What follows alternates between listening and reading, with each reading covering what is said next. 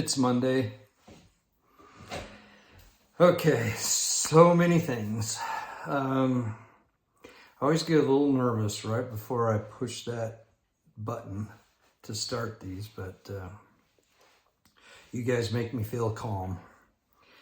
Okay, I need a little clarification on my last video. There were enough comments that it's got to be my fault.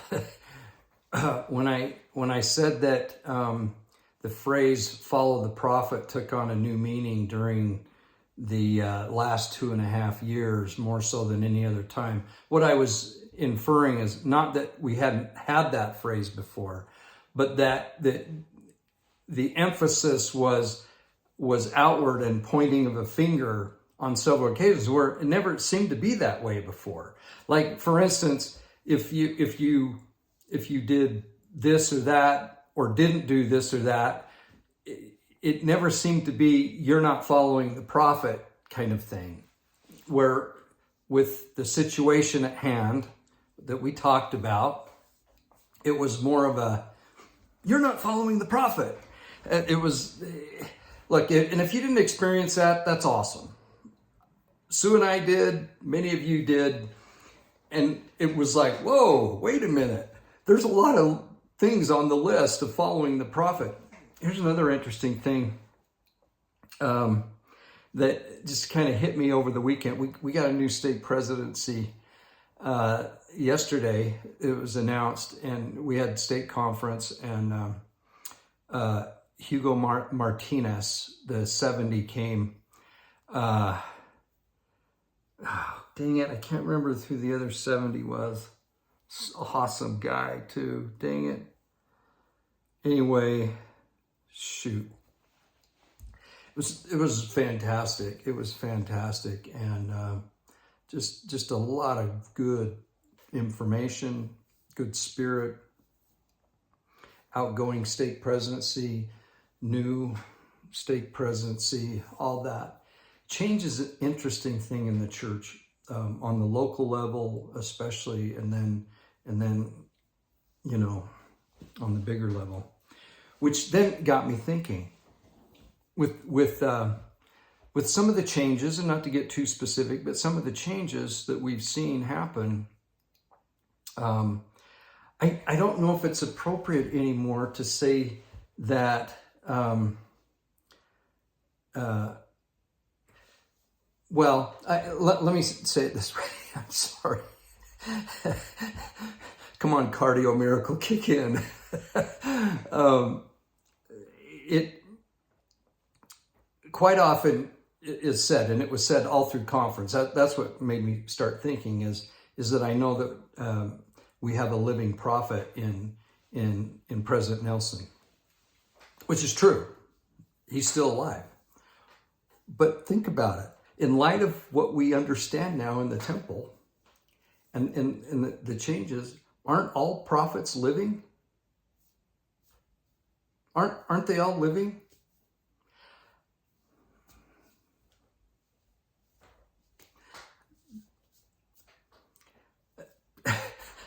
I don't know how else to say it. Which now in our heads we could say that if they're all living, they're all valid, and we no longer have to look at this, you know, a dead prophet versus a living prophet, because people aren't dead. I don't know. It's just something to think about. Okay, like I know I create these little firestorms sometimes. I don't mean to. I'm a devoted, committed member of the Church of Jesus Christ of Latter-day Saints, and I feel like sometimes I'll say something, and then I get this idea that people think I'm other than that. Maybe I don't know. Okay, and then just another little tie-in back to that last video. I wrote this down.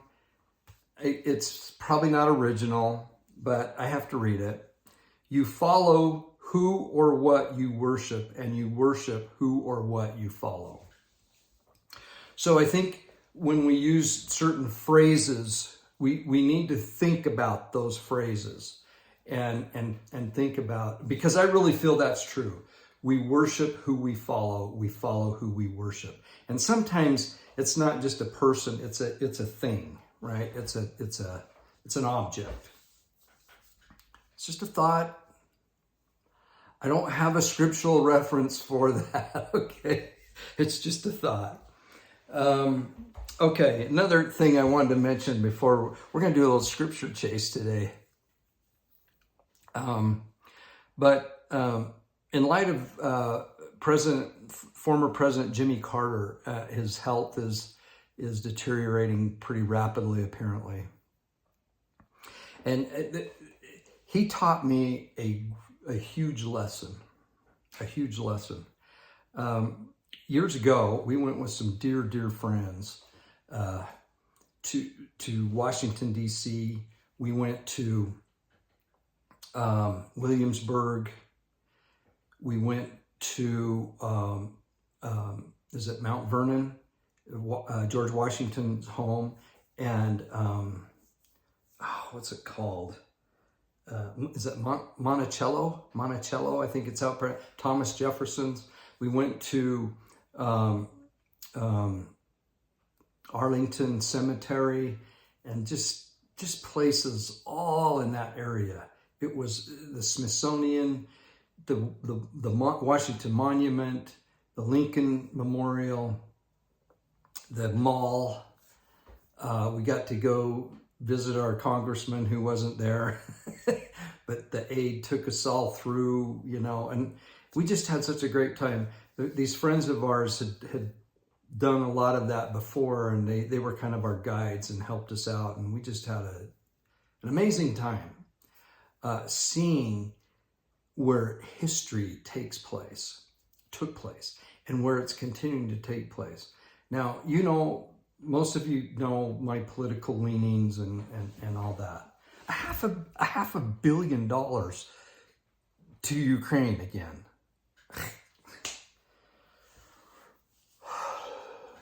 Anyway, it just goes on. But, okay, that's not what I want to talk about. I want to talk about Jimmy Carter, the peanut farmer. So we had this wonderful trip back east there. It was beautiful. It was summer and it was warm. But I'll never forget it. An earlier time with our family, we went and Sue's sister's family, we had a most incredible journey. But we went, to all the sites, church and historical sites, in Philadelphia, Boston, and then, the Sacred Grove and Kirtland, and just all that area. I can't remember how many, it's like we put on a couple thousand miles on the car. It was crazy. We went everywhere, and it was an amazing, Palmyra, all that stuff. But tying it into U.S. history, you can see how they dovetail together. That the revolution was for the restitution, or the restoration, right? It just ties in so well. Okay, my point with Jimmy Carter, you're probably going, okay, where are you going with it? So with our friends, now I'm back to Washington, D.C. and all that. With our friends, we took different flights. I can't remember why. I think they went a few days earlier than we could go or something like that. I can't remember. But we flew home separately. And we get on our flight to fly home, and we're up in the air, and the pilot announces that on our flight is former President Jimmy Carter. I was like, no, that's cool. We're in the cheap seats, right? So who knows, who cares, right? We're not gonna. Well, then the announcement came is that he would like to walk down the aisle and shake your hand if you'd like to shake his hand. So I was on an aisle seat. Sue was in the middle, and here comes Jimmy Carter down the aisle of the plane as we're flying, as we're in the air. And look, let me say it this way. I was not a fan of Jimmy Carter at all.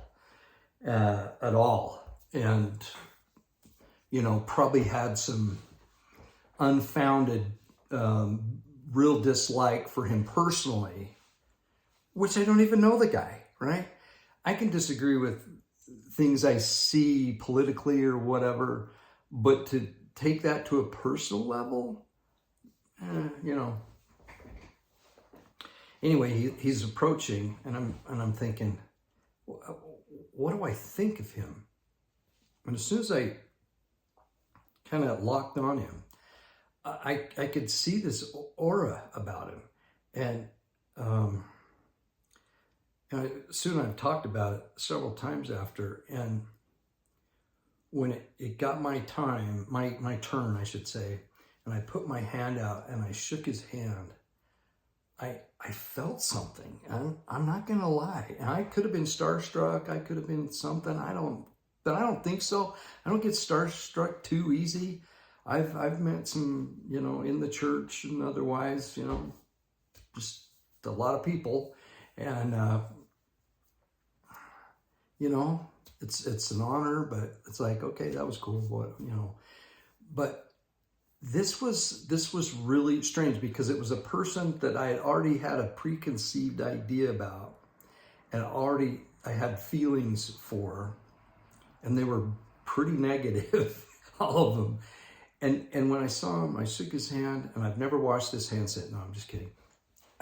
I felt something, and I felt it was an honor, and that this was a good man. I felt he was a good man, and that I had been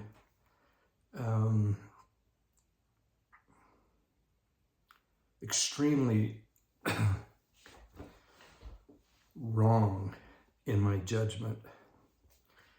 Not necessarily of how things went and decisions made, but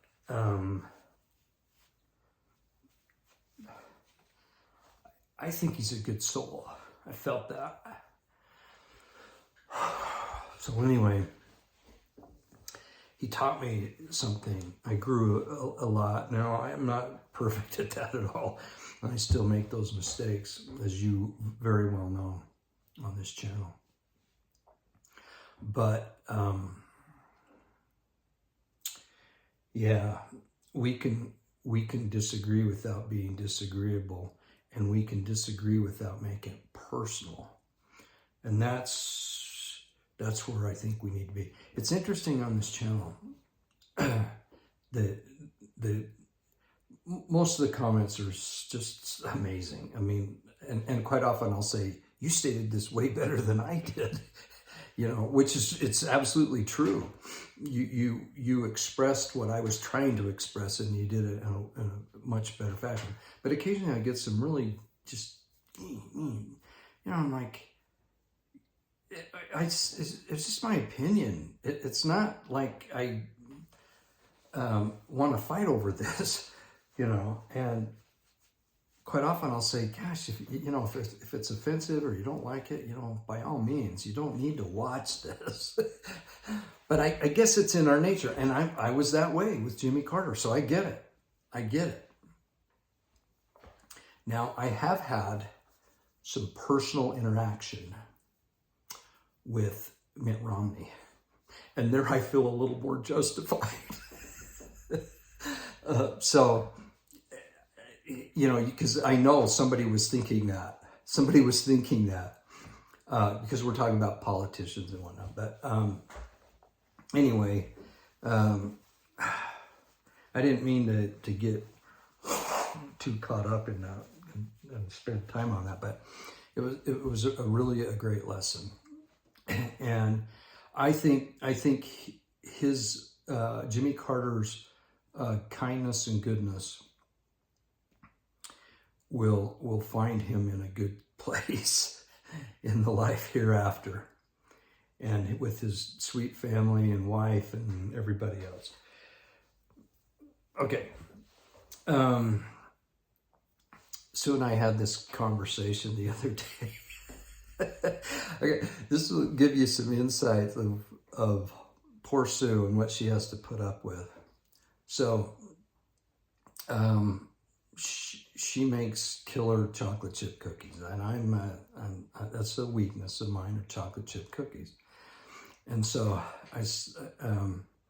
sometimes she'll make like a double batch, and then freeze, put the dough ball, the cookie dough balls, and then freeze the balls, on a cookie sheet and freeze them. And then you just pull them out, throw them in the oven anytime. So when she's out of town, I've got some cookies, fresh cookies I can do. So I said, hey, can you cook some cookies? Or, and she goes, you don't cook cookies, you bake them. And so my mind immediately went, well, then why aren't they called bakies? Because if they're cookies, you cook them. If you bake them, they would be called bakies. And then everything went off the rails after that. And she goes, why do you do that? Why do you think that way? I don't know, dear. I don't know. It's been a problem of mine for a long, long time.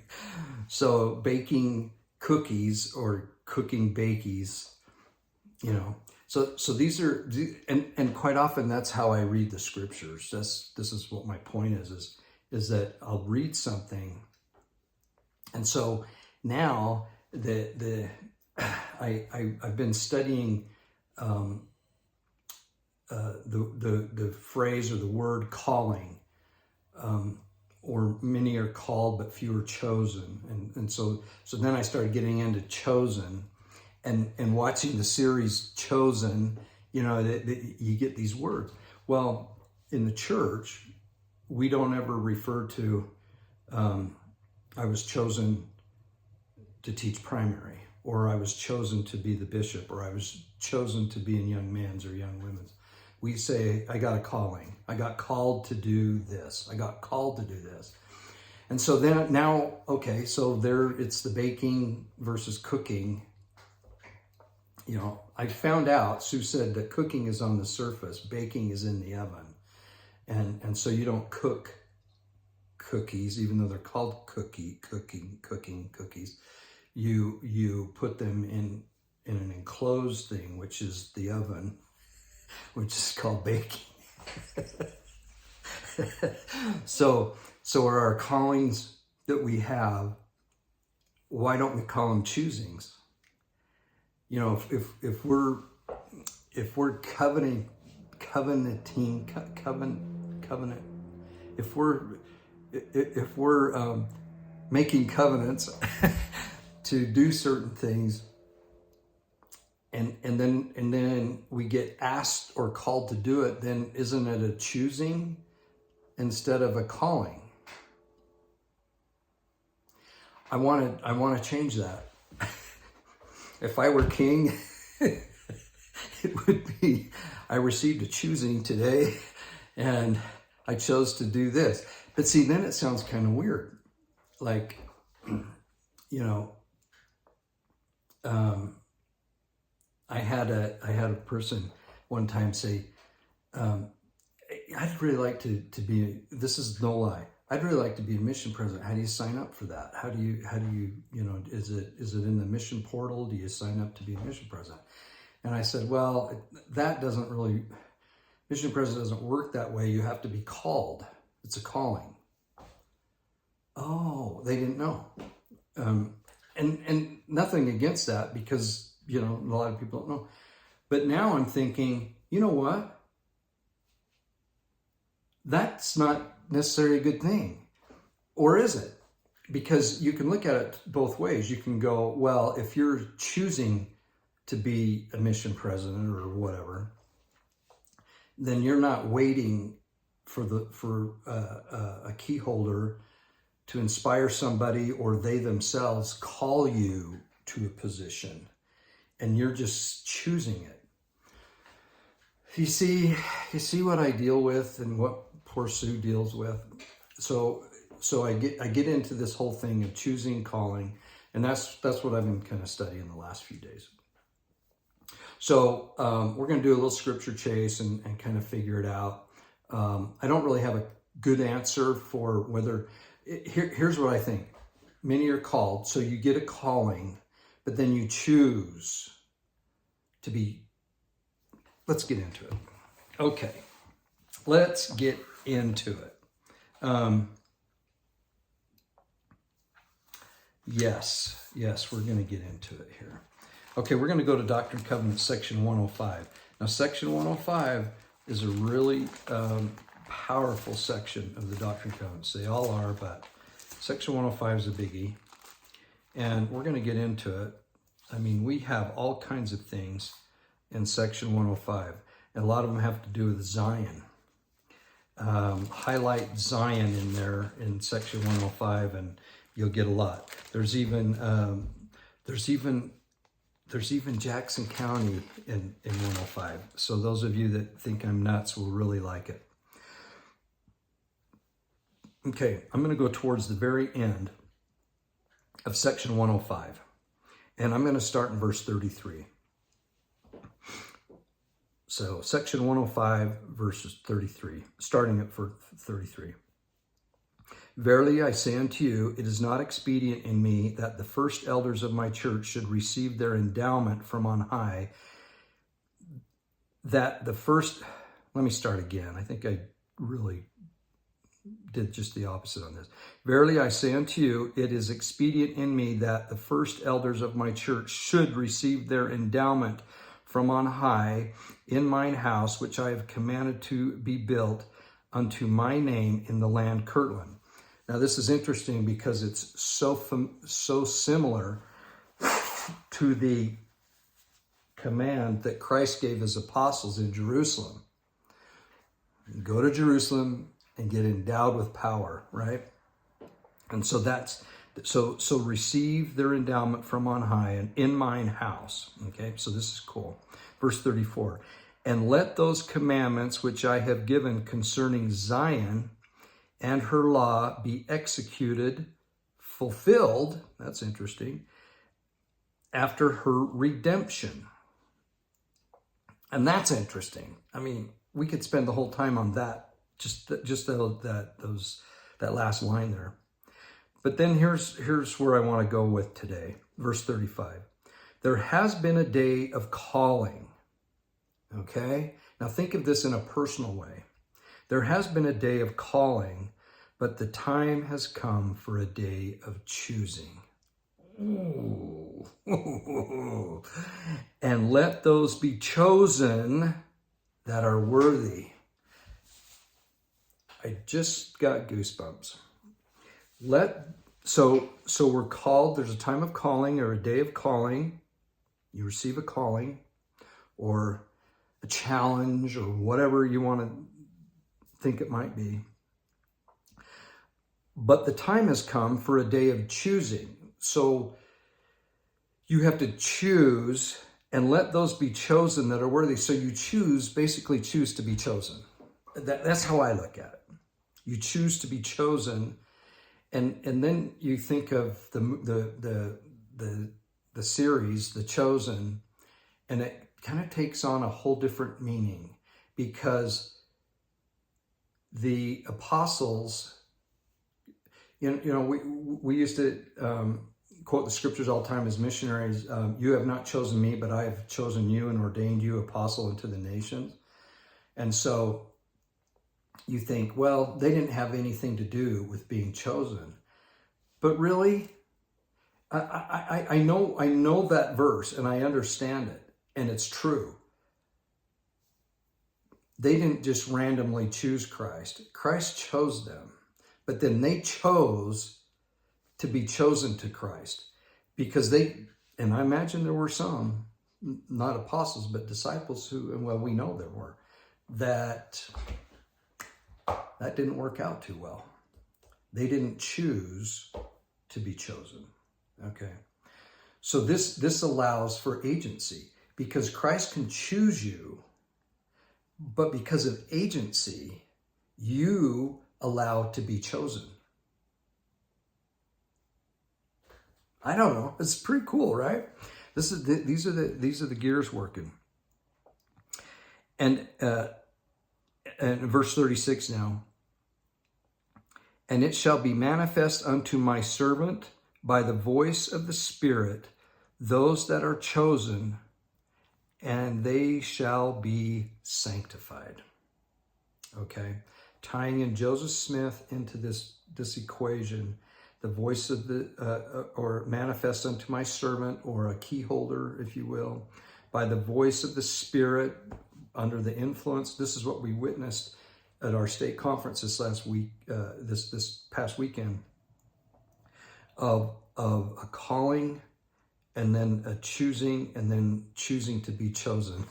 It's just, and then they shall be sanctified. So once you choose to be chosen, you're sanctified. It's kind of the temple process, isn't it? It's really the temple process. It's really the temple process. It's the endowment. The whole package is choosing to be chosen. And it all has to do with our agency. But there's an extension, there's a calling, and then a choosing. Okay, so there's that. Now, we'll go to the more famous one, by famous, the more well-known one, and this is in section 121. And let's go to verse 34. But there are many called, but few are chosen. And you know the old joke, we used to say this when I was in Newfoundland, many are cold, but few are frozen. Ha ha, you know, it was funny. But many are called, but few are chosen. And this is really the key, because this is how we escape Babylon. This is how we choose to be chosen, by getting the opposite example. And why are they not chosen? Why weren't they chosen? It's really because they chose not to be. Because their hearts are set so much upon the things of this world and aspire to the honors of men that they do not learn this one lesson. I'm going to pause right there for a second. It goes back to that original quote that I had. You follow who or what you worship, and you worship who or what you follow. This is a really good example of that. The rights, okay, so they do not learn this one lesson. This is a powerful lesson, that the rights of the priesthood, now rights of the priesthood are for everybody. They're not, this isn't a man thing, right? The rights of the priesthood are inseparably connected with the powers of heaven. Powers of heaven, to me, connects directly to Jesus Christ. But that's for another discussion. But powers of heaven, and that the powers of heaven cannot be controlled nor handled only upon the principles of righteousness. And we talked about righteousness, where Christ was baptized to fulfill all righteousness, and wearing the breastplate of righteousness and all that righteousness involves, that they may be conferred, or that you may be called, this is verse 37, upon us is true. But when we undertake to cover our sins, now let me just, I'm sorry, but this is, to me, this is directed towards the membership of the church, in my opinion, more than anything else. Obviously, the world can benefit from this, but this is to us, in my opinion. That they may be conferred upon us, because we're talking about the rights of the priesthood, is true. So everything else is about this. This is, we can't go, yeah, the world out there, boy, they're so screwed up. I wish they'd read these verses. But thankfully, I'm okay. No, this is about us. That they may be conferred upon us is true, but when we undertake to cover our sins, or to gratify our pride, our vain ambitions, or to exercise control or dominion or compulsion upon the souls of the children of men, members of the church, in any degree of unrighteousness, behold, the heavens withdraw themselves, the Spirit of the Lord is grieved, and when it is withdrawn, amen, to the priesthood, hello, or authority of that man. Now, that specifically is towards the man. So the rights of the priesthood are for everybody, but the authority, there you go, the man. So this has to do with all kinds of things in marriage, in the church as a whole, everything. These are powerful verses. We all know these verses, but it really has to do with choosing. It's being called, then it's choosing to be chosen, and then to be sanctified.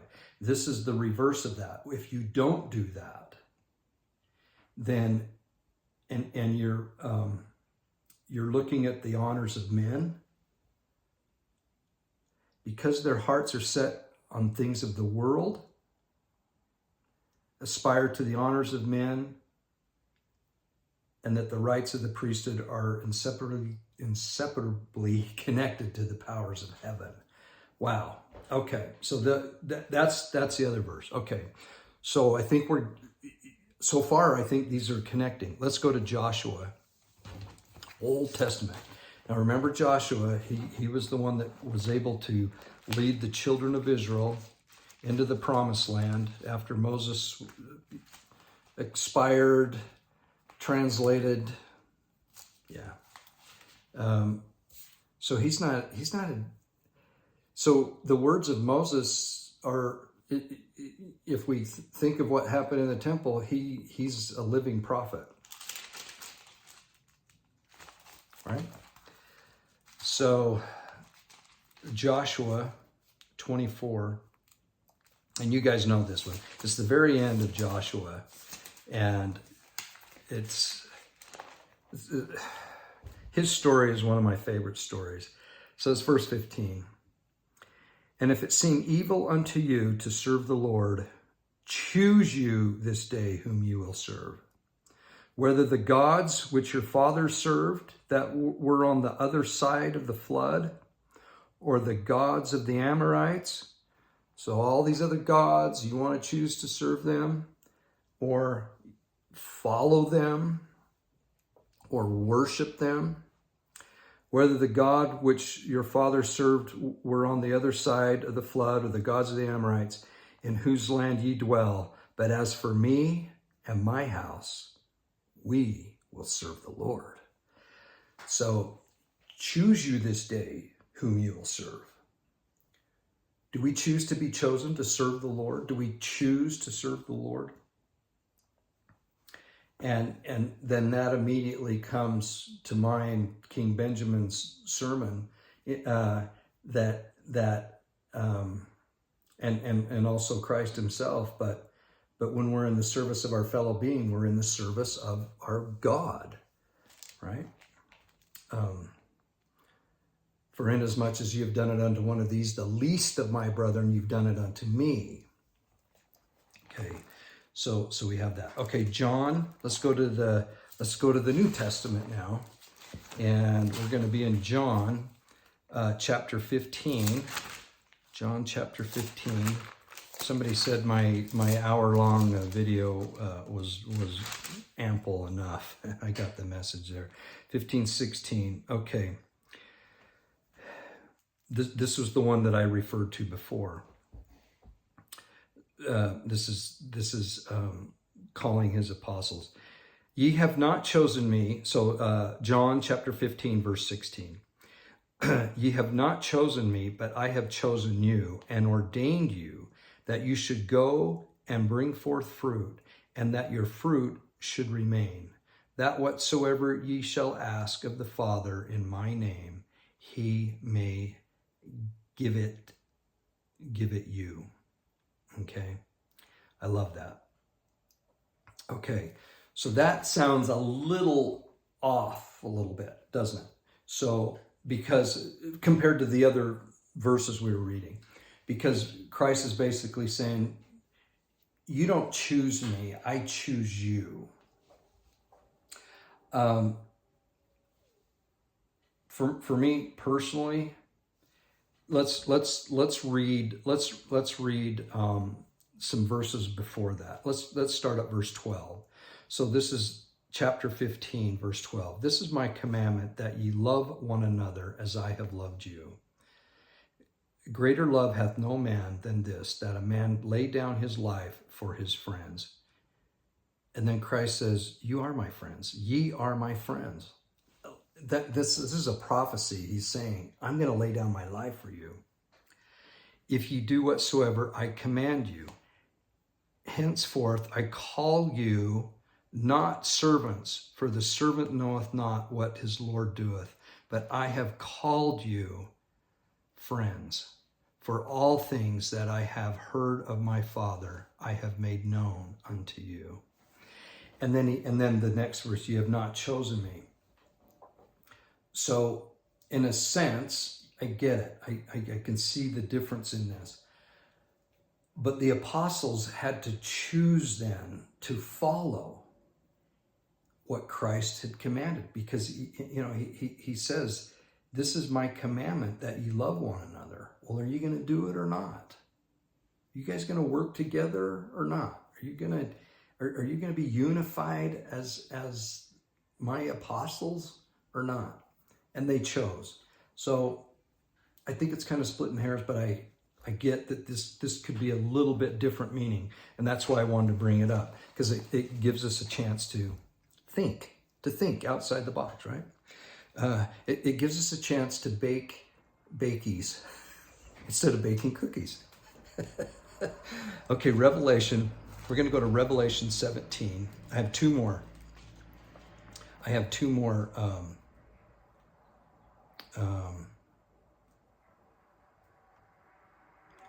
scriptures here. Revelation 17. This is really good. Revelation 17. And the verse is verse 14. These shall make war with the Lamb. It's like Babylon, the mother of harlots, all that, making war with the Lamb. And the Lamb shall overcome them. Let's just end it there. The Lamb will overcome the world. I love that. And the Lamb shall overcome them, for he is Lord of lords and King of kings. And they that are with him are called, chosen, and faithful, or in what I would say are sanctified.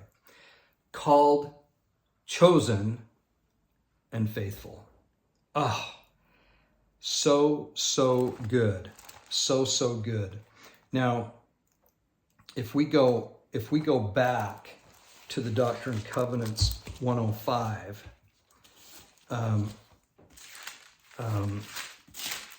let's tie that in a little bit in Revelation. Therefore be faithful. So here you have verse 35. There has been a day of calling. Okay, so remember what we just called, chosen, faithful, right?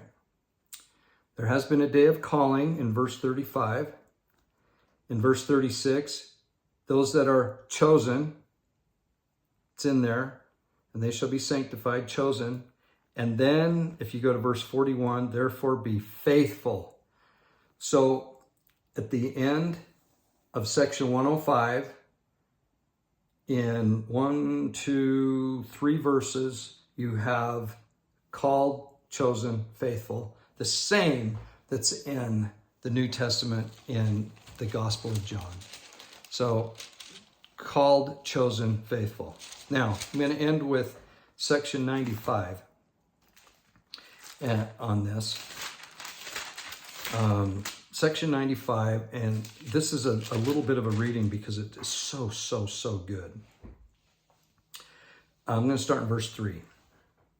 For ye have sinned against me a very grievous sin, in that ye have not considered the great commandment in all things that I have given unto you concerning the building of mine house. It's the temple, folks. It's the temple. For the preparation, I'm in verse 4 now. For the preparation wherewith I designed to prepare mine apostles to prune my vineyard for the last time, that I may bring to pass my strange act, the temple. I thought it was really strange when I first went, but it is. It's a strange act, and it is an act. That I may pour out my spirit upon all flesh. Now, so from the temple goes out to bless the world, really. Okay, there's so much in there. Designed to prepare mine apostles to prune my vineyard. This is one last time. This is Jacob chapter 5. One last time. The Lord of the vineyard. All right, one last time. We're going to gather the fruit. And I'm going to gather them. And I'm going to preserve them. And preserving, remember, we talk about this. It's where you get the lid. And you put the bottles in the big round thing. And you heat it up. And the lids pop down. And they seal. And preserve the fruit. One last time, the Lord's going to do that. And where do they get sealed? In the temple. Okay. But behold, verily I say unto you that there are many who have been ordained among you, whom I have called, but few of them are chosen. Woo! You know, I like when he goes down in there, because this is talking again to the church. But behold, verily I say unto you, verse 5 again, that there are many who have been ordained among you, whom I have called, but few of them are chosen. They who are not chosen have sinned a very grievous sin, in that they are walking in darkness at noonday. That's a slap in the face. For this cause I give unto you a commandment, that you should call your solemn assembly, temple, that your fastings and your mournings might come up into the ears of the Lord of Sabaoth. I'm not sure how that's pronounced. Sabbath, which is by interpretation the creator of the first day and the beginning and the end. Okay, verily, verily, I say unto you, I give unto you a commandment, that you should build a house, in the which house I design to endow those whom I have chosen with power from on high. So here we have the apostles, they're chosen. They don't leave Jerusalem until they're endowed with power. That obviously is in the temple. We have the current apostles that we got to finish this Kirtland temple so you can be endued or endowed with power. And now we have this, in the which house I designed to endow those. Now we're including everybody. You don't have to be an apostle.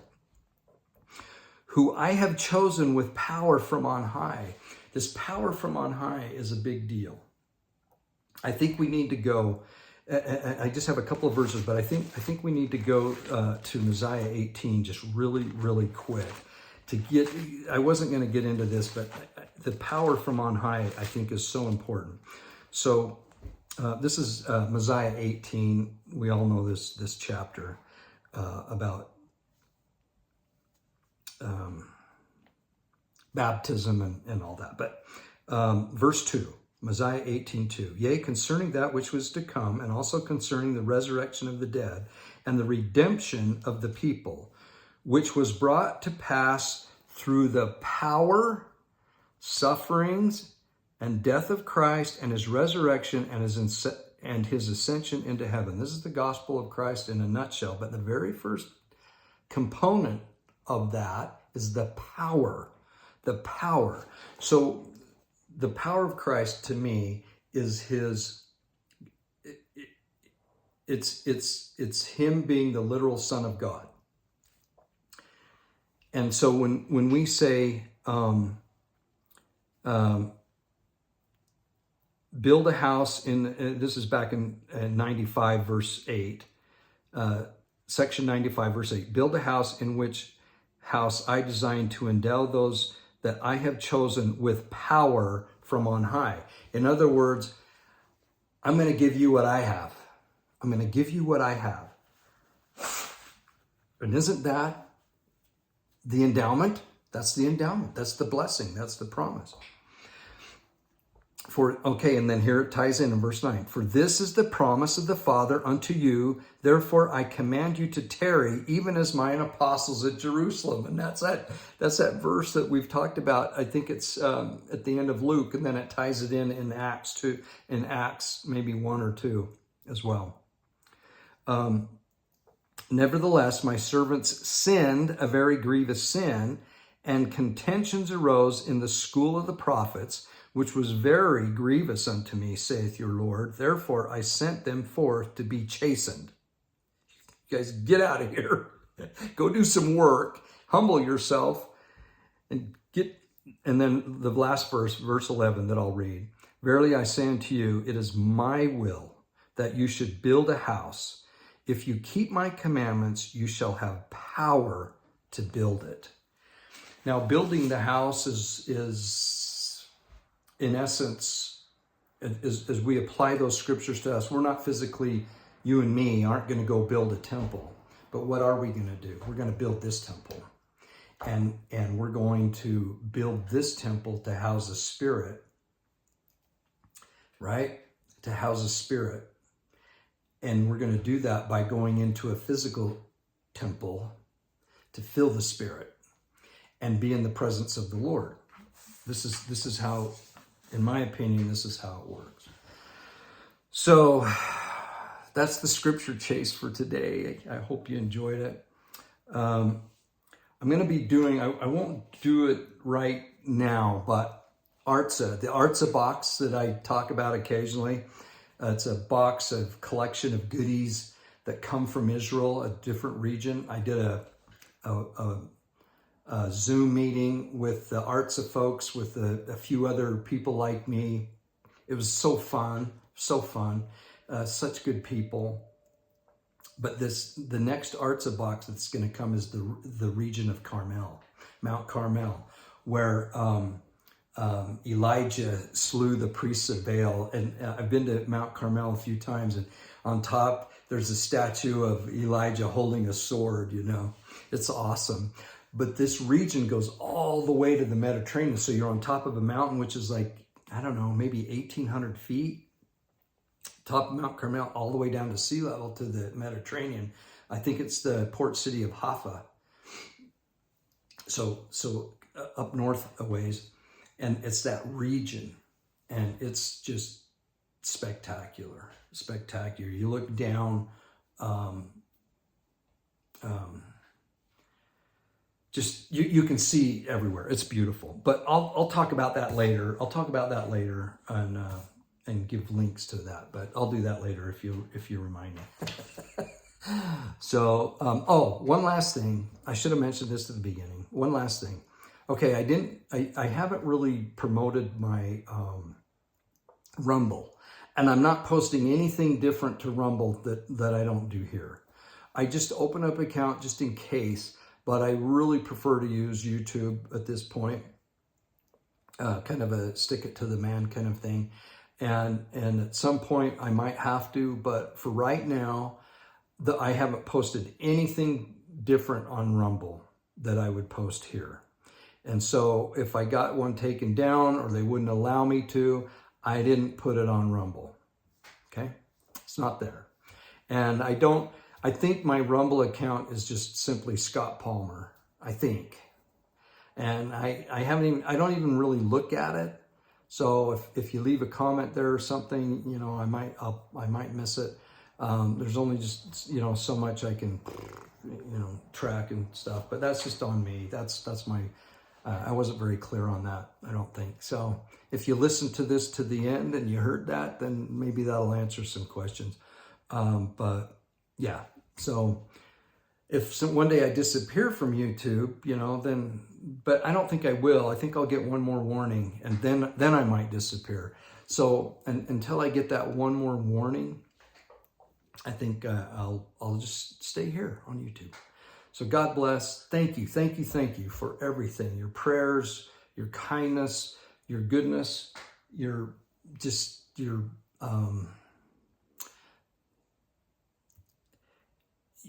ability to choose to be chosen.